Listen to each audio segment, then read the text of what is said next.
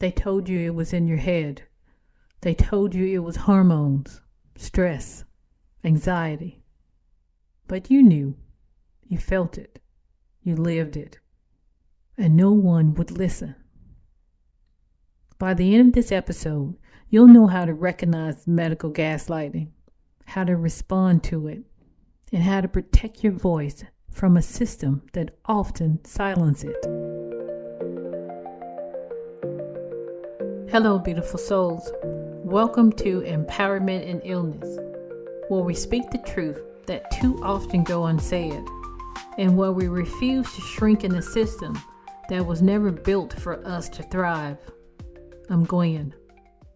And today, we're kicking off a powerful new series called The System Isn't Broken. It was built this way.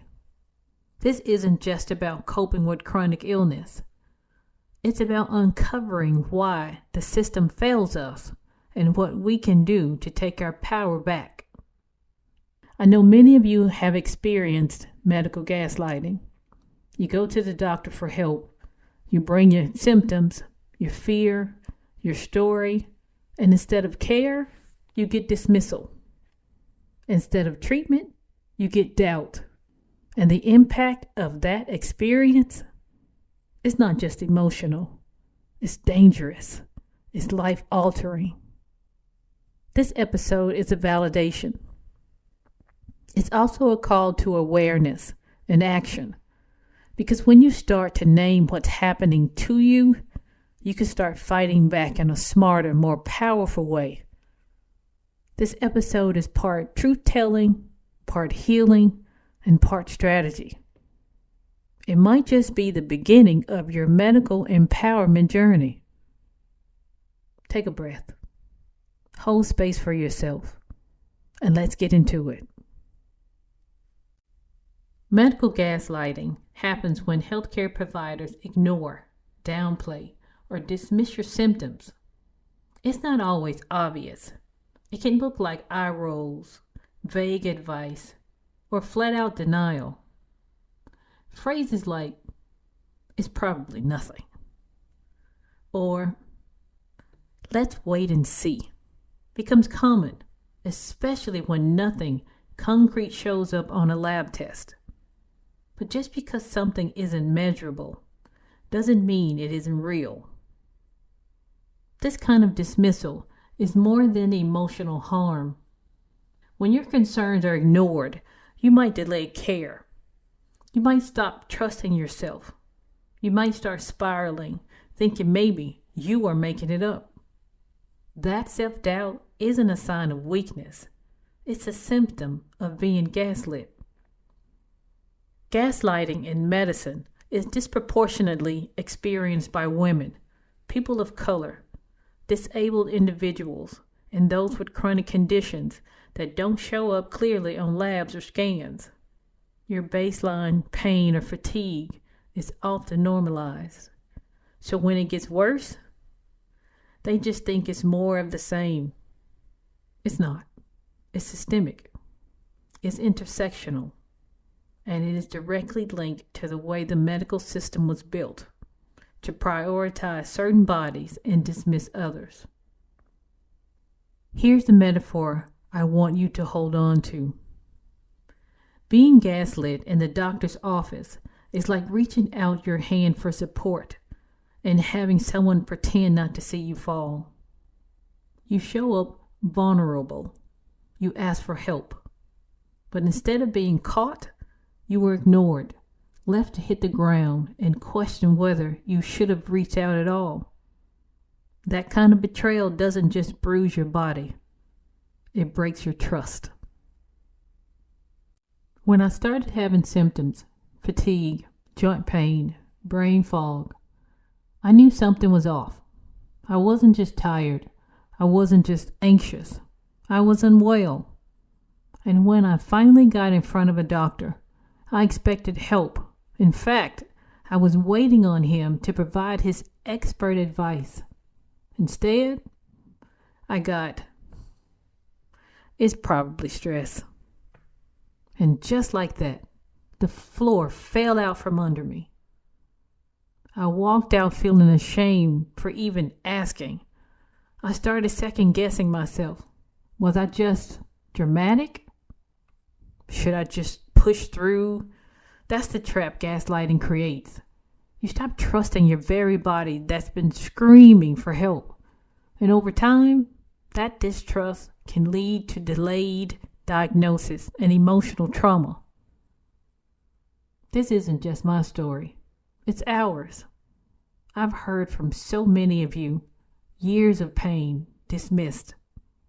Real symptoms brushed off. One woman told me her doctor said, "You're too young for anything serious." Like youth makes you immune to suffering. Another one said she was labeled a hospital hopper. Told she was exaggerating. Imagine that. You're scared. You're in pain. And the person you go to for help calls you a problem instead of a patient. I know what that feels like. I've been there too, sitting in front of someone with the power to help and instead being told it was all in my head. That moment stays with you. It shifts something in you. And the worst part, it makes you start questioning the one thing you should trust. Your own body. So many of us have walked away from appointments feeling more broken than when we went in. Not because of the illness, but because of the dismissal. And over time, you stop pushing. You go quiet. You stop expecting care.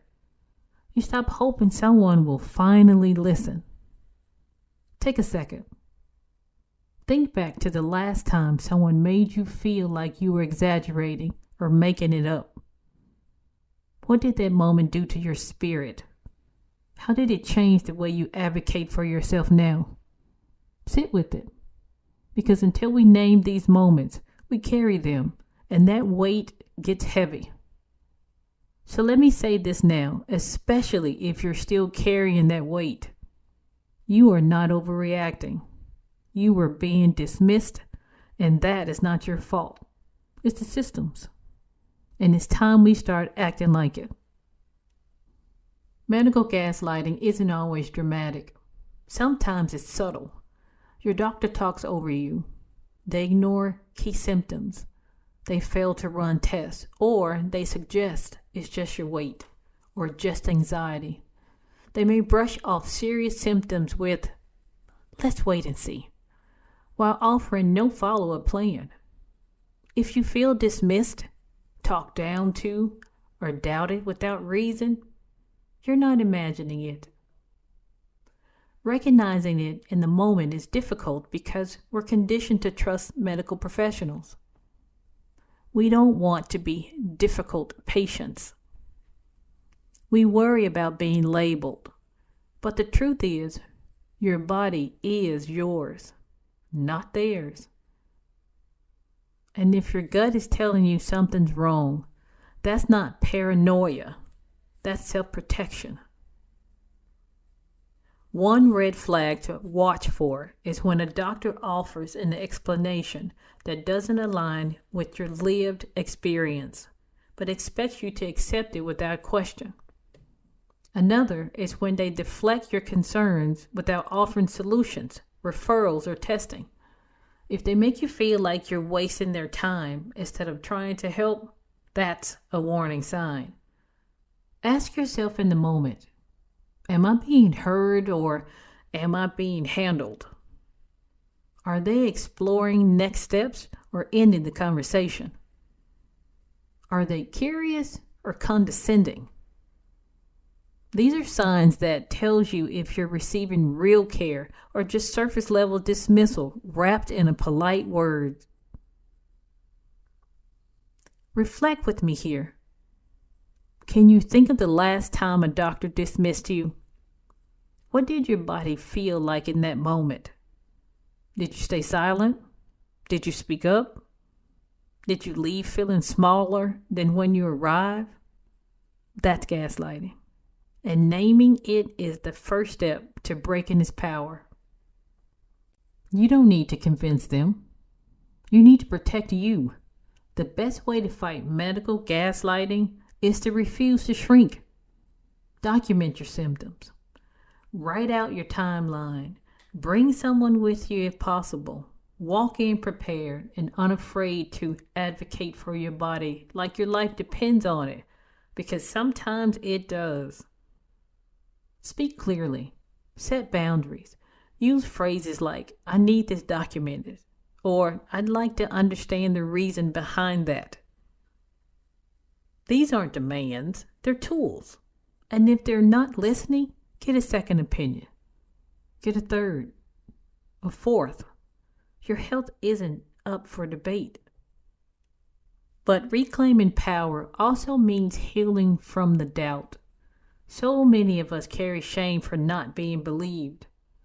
But it's time to forgive yourself for trusting a system that failed you. That wasn't your weakness. That was your hope, and hope is not a flaw.